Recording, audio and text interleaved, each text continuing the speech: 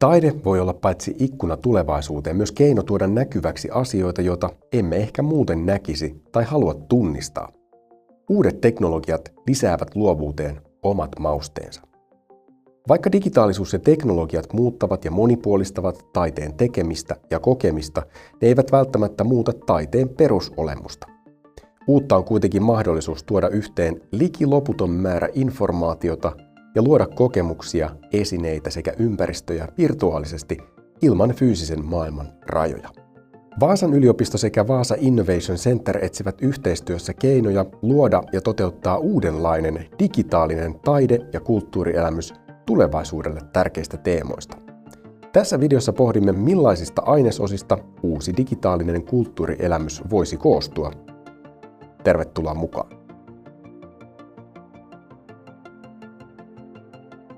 Aloitetaan immersiosta ja digitaalisuudesta. Mitä tarkoittaa taiteen immersiivisyys ja miten digitaalisuus vaikuttaa siihen? Well, immersion in art means that people forget about everything else. I mean, it means that you're involved in the artwork.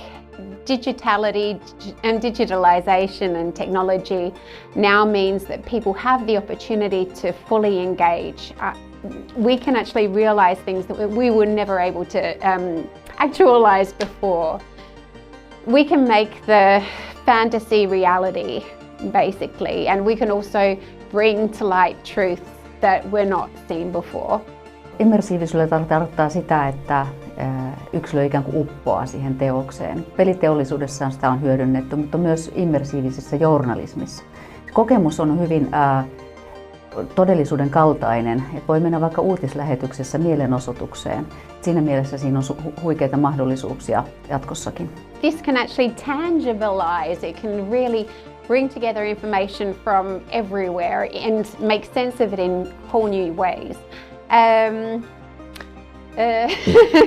What does it mean? I mean, it definitely just means that, of course, it's easier to be able to bring things. We don't have to have physical materials to actualize artworks.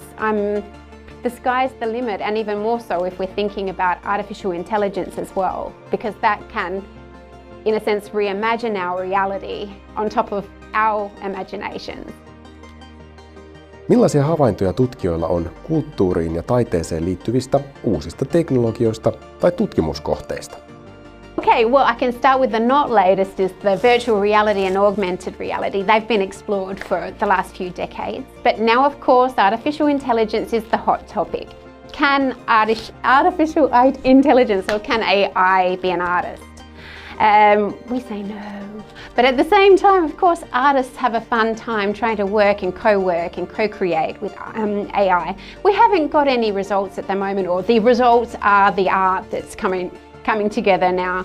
But in terms of research findings, that's a whole open question, because we're kind of like trying to negotiate, who has the agency, who has the creativity, and of course, can AI ever be creative?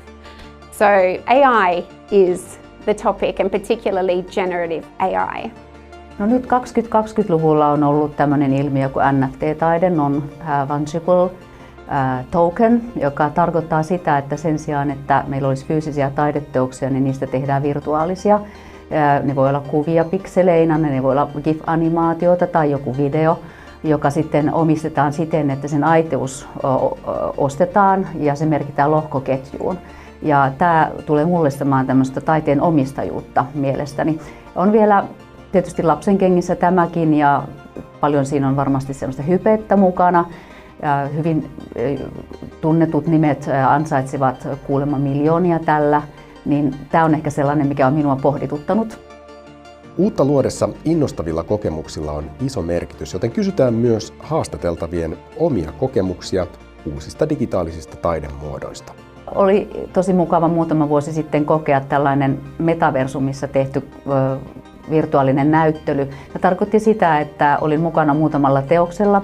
Ne oli siis virtuaaligalleriassa, mutta sillä oli myös fyysinen olemus Barcelonassa Gaudin Casa Milassa. Loin itselleni avattaren ja menin sitten näyttelyäni katsomaan ja samaan aikaan siellä oli muita henkilöitä virtuaalisesti, mutta samaan aikaan näin sitten kuitenkin livenä vielä, miten fyysisesti ihmiset olivat siellä Casamillassa ja mielestäni se oli ihan jännittävä kokemus. I'd say that my most meaningful, most recent experiences with new technology in art have been this kind of hybrid sense of creativity that also merges the arts as well as merges the media. But what is so appealing about that? Well, because I think that that's when we're not forgetting who we are as human beings and why art exists to begin with. I mean, of course, art is linked in a sense to every single dimension of humanity, from language and communication to technology. And this is why I think it's so beautiful, and particularly in this age when anything is possible through digitalization. And this is why I'm hoping that more of it comes to Vaasa. Tänä päivänä missään aiheessa ei voi tietenkään ohittaa AI:tä. Mutta voiko tekoäly synnyttää jotain kokonaan uutta taiteessa tai kulttuurissa? We kind of have these expectations that it's going to wow us on its own, but we forget the fact that the technology still needs us to give it meaning and to give it that kind of extra something. But again, this is what my colleagues in Australia and around Finland are doing at the moment. They're trying to kind of push the boundaries, not just of themselves, but of the technology as well, to see how it kind of can work in quirky ways and then produce new meanings. No en voi tietää sitä, mutta uskon siihen, että kehitys kehittyy. Mä uskon siihen, että nythän me puhutaan ikään kuin tekoälystä niin kuin se olisi joku internetti, että me puhutaan vähän hassusti siitä. Mutta tulevaisuudessa tulee ratkaisemaan monia asioita. Tällä hetkelläkin tekoäly on tosi hyvä työkalu ihmisille. Toki tekoälyynkin liittyy tietynlaisia ongelmia esimerkiksi laadun suhteen tai se, että se kuormittaa luontoa aika lailla. Miten isona mahdollisuutena sinä pidät tekoälyä uudenlaiselle kulttuurille? No se on nähtävissä sitten, että kuinka paljon se altistuu ikään kuin pahan käyttöön ja toivon, että hyvä voittaa. Me ihmiset tarvitsemme aika lailla uutta arvopohjaa näiden uusien teknologioiden myötä. Ja oikeastaan sanoisin, että me tarvittaisiin tämmöinen arvovallankumous, jossa me annamme ihmisille mahdollisuuden luoda ja käyttää tekoälyä hyvään. On tunnettua, että taide auttaa ihmisiä ajattelemaan ja sen avulla voidaan lisätä myös vuorovaikutusta. Miten se voisi näkyä uudessa digitaalisessa kulttuuri- ja taideelämyksessä? Sanoisin, että taide kulkee edellä ja muut tulevat perässä. Että jos me ajatellaan, mitä kaikkea ihminen on mielikuvituksessa tehnyt, vaikkapa prinsessa Ruusunen sadussa, Ruusunen nukkuu 100-vuotista unta ja sitten herää ihan yhtä raikkaana kuin meni nukkumaan, niin nyt tänä päivänä teknologia mahdollistaa sen, että ihmisiä voidaan syväjäävyttää.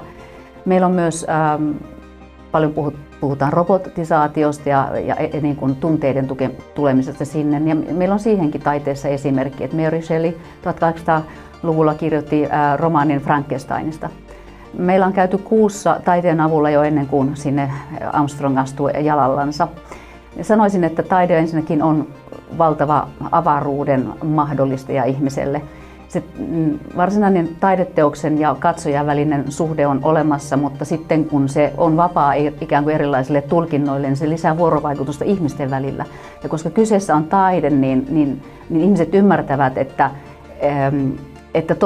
minun totuus ei ole parempi kuin toisen totuus, jolloin se minusta edistää suvaitsevaisuutta ja auttaa ihmisiä katsomaan erilaisista näkökulmista asioita. Ja tällöin ollaan niin kuin aika isojen megalomaanisten niin kuin kysymysten äärellä, eli me voidaan ehkäistä taiteen avulla eriarvoistumista tai ennakkoluulia toisia kohtaan. It emphasizes things that maybe have gone unnoticed. It makes queer, the normal, strange as the everyday. So it draws our attention towards specific aspects that, of course, the artist feels important and perhaps also are bubbling beneath the surface of society in a way that is, meaningful on some level to someone in some way. And of course, usually art also triggers a range of emotions and has different meanings for different people.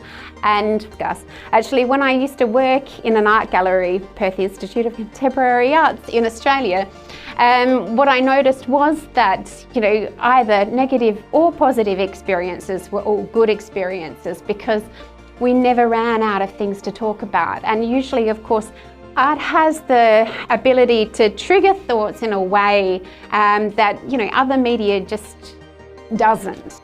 Ja lopuksi Vaasa Future Festival-haaste. Miten siis voidaan synnyttää uudenlainen kulttuurielämys, jossa edelliset näkökulmat yhdistyvät? Millainen vaikutus elämyksellä voisi olla? Well, through art, of course. And then just bringing one from everywhere into the process and into the experience.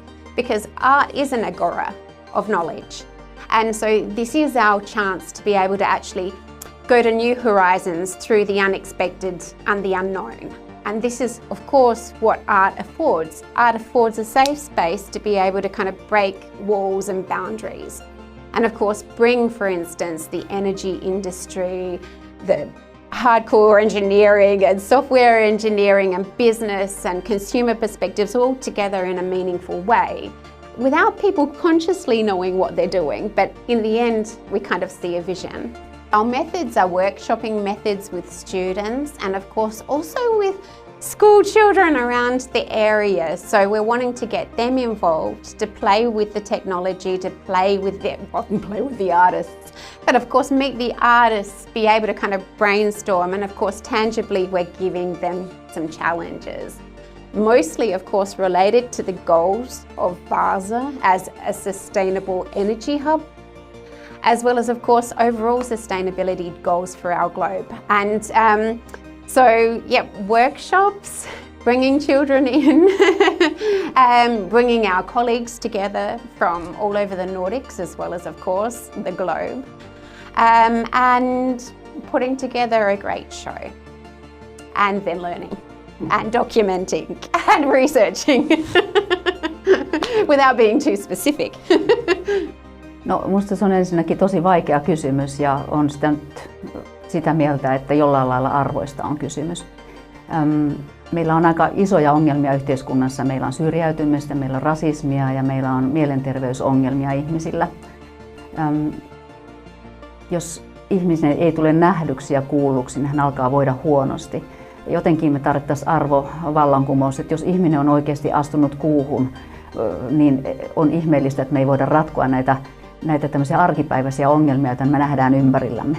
Me tarvitaan uutta johtajuutta, esimerkillä johtamista, me tarvitaan uusi poliittinen kulttuuri, me tarvitaan rohkeutta tarttua näihin ongelmiin yhdessä niitä ratkoen.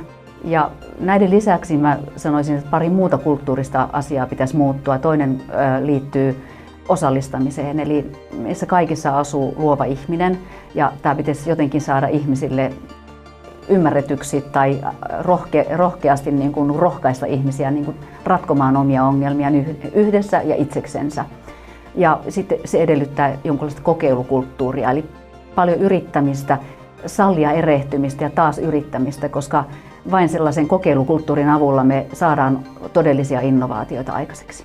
Kiitos katsomisesta. Tarkoituksena on seurata tätä projektia, sen edistymistä ja välivaiheita pitkin vuotta. Lopputulos esitellään elokuussa Vaasa Future Festival -tapahtumassa. Vaasa Future Festivalin tuleviin teemoihin liittyviä aiheita käsitellään teknologioiden ja innovaatioiden kautta muiden sisältöjen ohella myös tässä pitkin kevättä. Nähdään taas!